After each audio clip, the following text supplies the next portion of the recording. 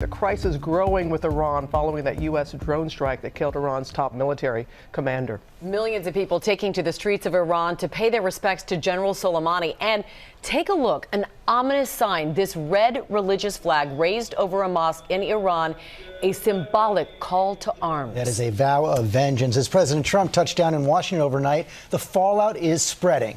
Iran has announced they will no longer honor the 2015 nuclear agreement. They're going to ramp up nuclear production.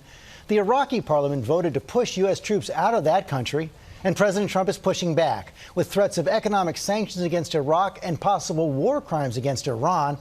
All this as a terror group loyal to al-Qaeda killed 3 Americans on a military base in Kenya. So much. Our team is spread out from Washington to Iran. Martha Raddatz is there, starting us off with the latest. Good morning, Martha.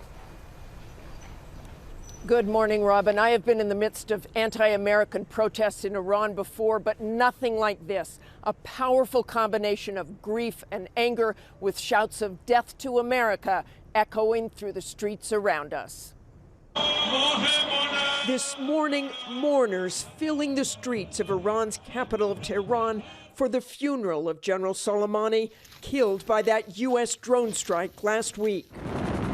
Aerial images capturing the sea of Iranians packing the streets to pay tribute to a man revered by many here. Trump made a big mistake.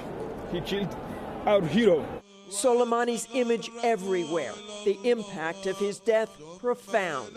The crowds are massive and emotional. There are many tears here, many signs with Soleimani's picture on them, but the message is also very clear.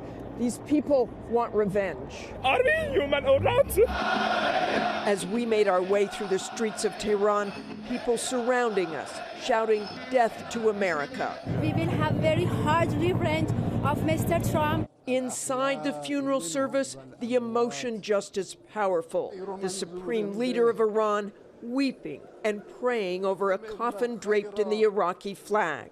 This is the largest funeral in Iran since the death of the Ayatollah Khomeini in 1989.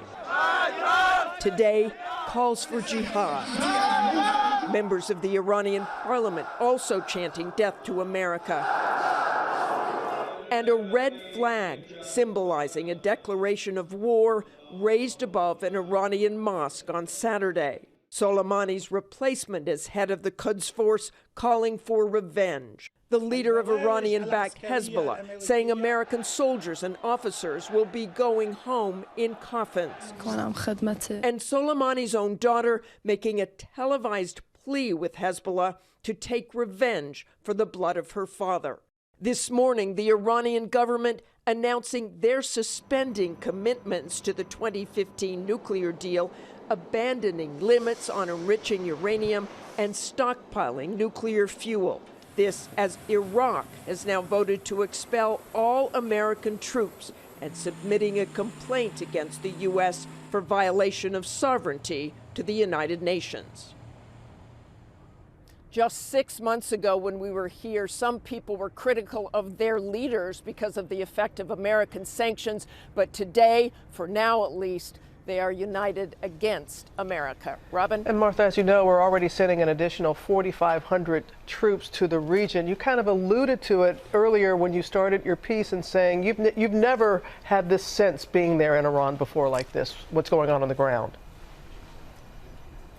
Well, exactly. I don't think people here want an all-out war, but they do want revenge for the death of Soleimani.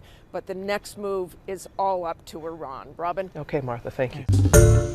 Hi, everyone. George Stephanopoulos here. Thanks for checking out the ABC News YouTube channel. If you'd like to get more videos, show highlights, and watch live event coverage, click on the right over here to subscribe to our channel. And don't forget to download the ABC News app for breaking news alerts. Thanks for watching.